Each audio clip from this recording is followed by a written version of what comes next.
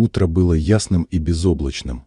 В роскошном зале частного терминала царила привычная для подобных мест атмосфера делового ожидания.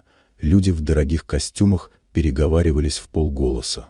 Кто-то потягивал кофе, кто-то нервно смотрел на часы, а кто-то просто наблюдал за жизнью, но в какой-то момент все взгляды начали скапливаться в одной точке.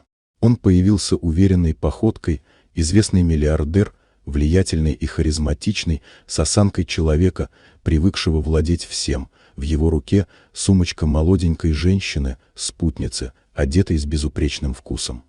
Явно не из мира деловых переговоров, но знающей, как произвести впечатление. Она была не просто любовницей, она была витриной новой жизни, которую он начал себе строить. Улыбка на ее лице говорила: «Я победила».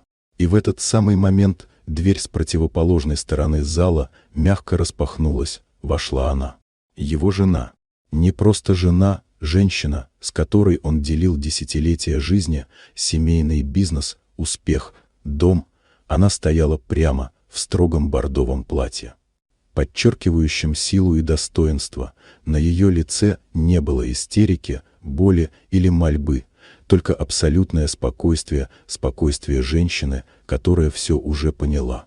Рядом с ней 4 детей, как под копирку, 2 мальчика и 2 девочки, четверняшки. Они были слишком малы, чтобы осознавать драму происходящего, но достаточно чувствительны, чтобы почувствовать напряжение. Их наряды были аккуратны, взгляд серьезен.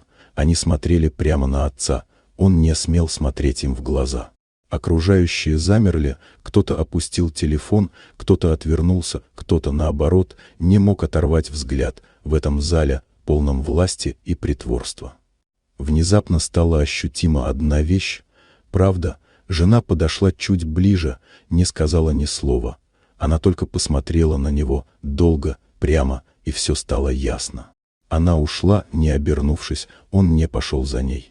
Через несколько дней по всем финансовым и светским изданиям прокатилась волна новостей. Развод, раздел имущества, судебный иск. Но она не мстила, ее действия были точными, профессиональными. Она доказала, что знала этот бизнес не хуже него. Суд встал на ее сторону. Она получила контроль над большей частью активов, но главное — уважение, доверие и свободу. Он остался с малой долей и большим количеством вопросов к самому себе, а она с детьми и новой жизнью, которую начала не из разрушения, а из достоинства. И все это началось в белом, ярком зале аэропорта, в тот день, когда судьба решила все расставить на свои места. Вот такая удивительная история. Дорогие друзья, если вам понравилось видео, поставьте лайк, а также подписывайтесь на канал, впереди еще много интересного.